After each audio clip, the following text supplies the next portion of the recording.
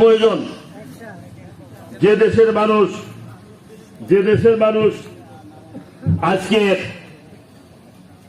দ্রব্যমূল্য যে অবস্থায়, নিত্য প্রয়োজনীয় জিনিসের দাম আকাশচুম্বী, সাধারণ মানুষ বাজার করতে পারে না, আর সেই দেশের একজন পুলিশ অফিসারের হাজার হাজার কোটি টাকা দুর্নীতি, ছাত্রলীগ, যুবলীগ, শ্রমিক লীগের এক এক সেক্রেটারির বাসায় 2,000 কোটি টাকা পাওয়া যায়, দুবাইতে ধরা পড়ে। এটাই হচ্ছে বাংলাদেশের বাস্তব চিত্র।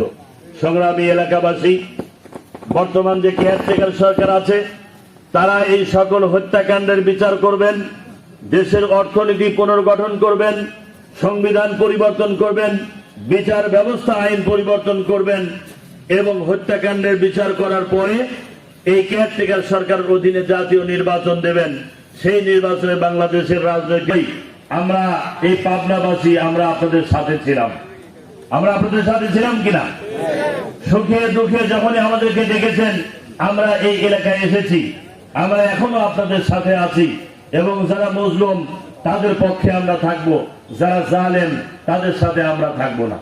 গতকাল গৃহস্থী সাহেব আমাদের ডেকেছিলেন, আমি এই কথা স্পষ্ট বলে এসেছি, অবৈধ অস্ত্র উদ্ধার করেন, যারা আসামি তাদেরকে গ্রেফতার করেন, যাদের বিরুদ্ধে মামলা আছে তাদেরকে গ্রেফতার করেন।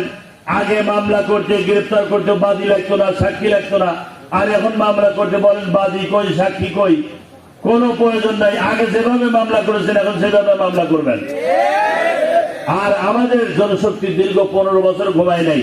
যারা আওয়ামী লীগ, যুবলীগ, ছাত্রলীগ করেছে, আমাদের উপর জুলুম নির্যাতন করতেছে, 2-1 বছর এদিক ওদিক থাকুক, নাকি বলেন? এত তাড়াতাড়ি ঘুমানোর দরকার কি? কিন্তু 2-4 বছর থাকুক। আমরা 16 বছর 17 মাস ছিলাম, আপনারা এভাবে কিছুদিন থাকেন, দেখেন কি অবস্থা। সংগ্রামী এলাকাবাসী, মাগরিবের নামাজের সময় সমাগত। আমি নিয়মিত ভাবে আপনাদের এখানে আসি, কথা বলি, আগামী দিনেও আসবো। এই সংক্ষিপ্ত সময়ে আমি আপনাদের সামনে কথা বললাম। আজকের এই প্রোগ্রামে মৌলানা জহুরুল ইসলাম সাহেবের আসার কথা ছিল। ওনাকে আমি সুজনাগরের সাগরকান্দিতে একটা এরকম মাহফিল আছে, সেখানে পাঠিয়েছি, যার জন্য উনি আসতে পারলেন না। পরে উনি ইনশাল্লাহ কথা বলবেন। আজকের এই জনসভায় প্রচন্ড গরমের মধ্যে যারা এসেছেন, জেলা জামাতের পক্ষ থেকে সবাইকে ধন্যবাদ জ্ঞাপন। বাংলাদেশ জামাত ইসলামী ছাত্র শিবির এই বাংলাদেশে যেভাবে রক্ত দিয়েছে, নির্যাতিত হয়েছেন, কারাবরণ করেছেন, বাড়িঘর বুলডোজার দিয়ে ভেঙে দিয়ে এই বাড়িকে বসবাসের অযোগ্য করে দিয়ে ধরে নিয়ে রিমান্ডের নামে কিভাবে এই যুবপথকে একটি জ্যান্ত কারাগারে পরিণত করতে হয়, আওয়ামী লীগের এই ফ্যাসিবাদী এই আওয়ামী শেখ হাসিনার সরকার এটা জাতিকে উপহার দিয়েছিল, ঠিক কিনা? আমাদের এই শেখ হাসিনা স্টেজে দাঁড়ালেই বলে উন্নয়ন আর উন্নয়ন। সম্মানিত জনতা, তাদের উন্নয়ন কি উন্নয়ন হয়েছিল? আমরা গ্রামের একটা আওয়ামী লীগের, ইভেন ছাত্রলীগের গ্রামের একটা নেতার দিকে প্রত্যেকটি মানুষের কাছে, প্রত্যেকটি মানুষের দরবারে আমরা পুছিয়ে দিয়ে আগামী নির্বাচনে কোরআনের রাজ প্রতিষ্ঠা করার মধ্য দিয়ে বাংলাদেশ জামাত ইসলামী যেই প্রত্যয় আর যেই সিদ্ধান্ত নিয়েছে সেটি হলো কোরআনের রাজ এই বাংলাদেশে প্রতিষ্ঠিত করা। আপনারা কি রাজি আছেন?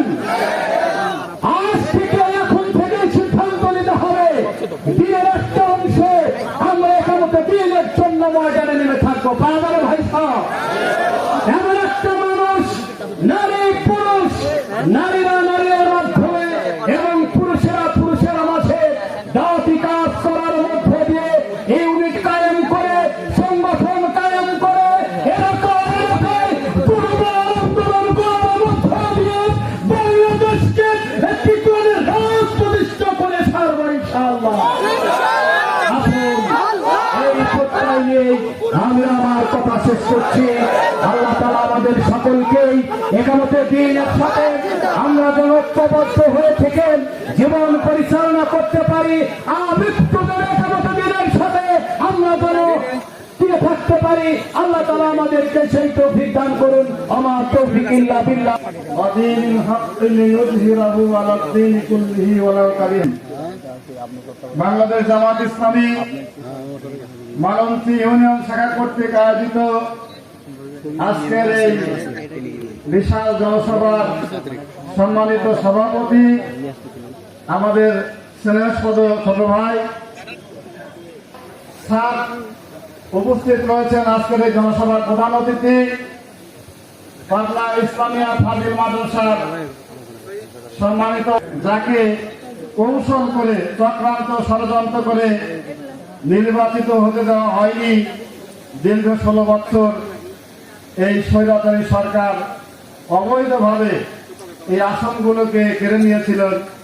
সেই নির্যাতিত জননেতা অধ্যক্ষ ইকবাল হোসেন উপস্থিত রয়েছেন। পাবনা সদর উপজেলার